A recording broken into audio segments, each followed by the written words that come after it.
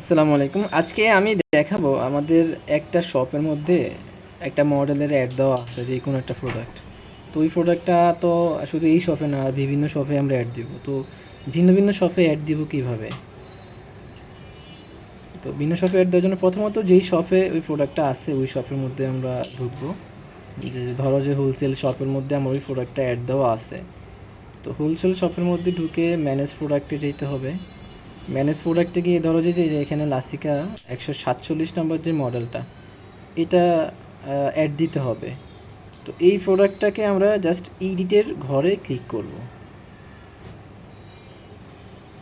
এডিটের ঘরে ক্লিক করলে দেখো যে একটা নতুন একটা ট্যাবে এই লিঙ্কে নতুন ট্যাবের মধ্যেই কিন্তু এই প্রোডাক্টের পেজ চলে আসছে। তো এটাকে ভালো করে লোড হইতে দিব, অর্থাৎ ভালো করে এই পেজটা সম্পূর্ণ আসতে দিব। আসতে দেওয়ার পরে আমরা প্রথম যেই লিঙ্ক, ওই লিঙ্ক থেকে এই শপ থেকে বের হব। এরপরে ধরো যে হোলসেল অ্যাড তো হোলসেলে দেওয়া আছে, আমি এখন ওয়েলকাম ফ্যাশন বিডিতে এই প্রোডাক্টটা অ্যাড দিব। তো এখন আমরা ঢুকবো welcome fashion BD Gmail password দিয়ে ঢুকলাম। তো ঢুকলে কী করব, জাস্ট কপি পেস্ট, এখানে ম্যানেজ প্রোডাক্টের থেকে অ্যাড প্রোডাক্টে ক্লিক করব। অ্যাড প্রোডাক্টের মধ্যে এখন জাস্ট এই যে এই পেজ থেকে এই পেজে কপি টু পেস্ট করে সব কিছু নিয়ে আসবো। এই যে প্রথমত এই নামটাকে কপি। তো আমরা চেষ্টা করি যে এক শপের থেকে আরেক শপের মধ্যে যখন প্রোডাক্ট অ্যাড দিব তখন কিছুটা হইলো নামে চেঞ্জেস আনার জন্য। যেমন এখানে কি দেওয়া, লাসিকা প্রাইম ওয়াচ, লাসিকা প্রাইম WF 147। জাস্ট আমি এখান থেকে লাসিকা প্রাইম ওয়াচটুকু যদি কেটে দিই, তাহলে লাসিকা প্রাইম WF 147 সিলিকন ওয়াচ হইলো, একটা নতুন একটা নাম হইলো।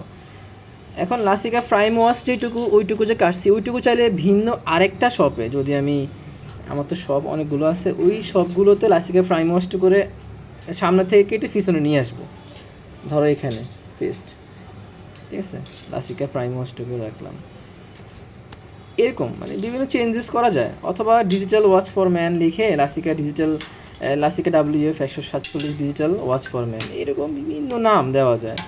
এইটা ইজি, এটা ঘড়ির সাথে মানানসই, ঘড়ির সাথে যায় এমন কিছু লিখলেই হয়।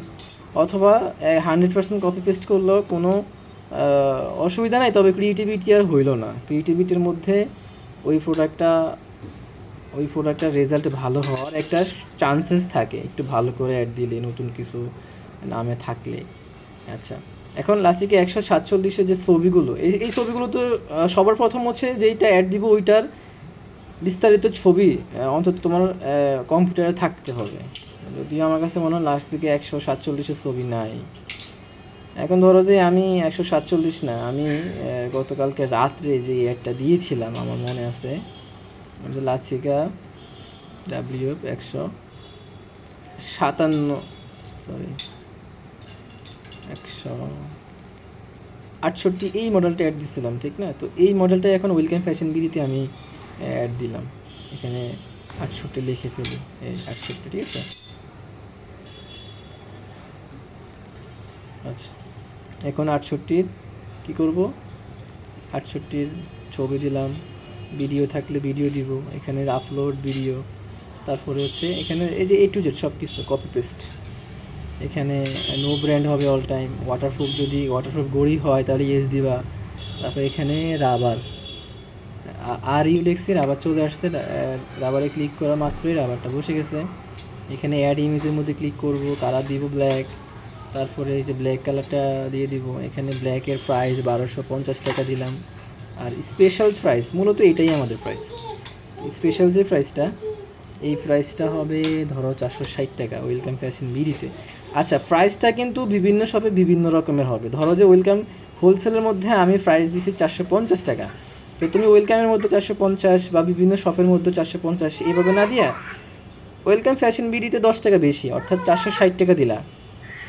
এর পরবর্তীতে আরও অনেকগুলো শপ আছে, মাজ্জা শপিং, বিভিন্ন শপের মধ্যে বিভিন্ন রকমের প্রাইস, একটু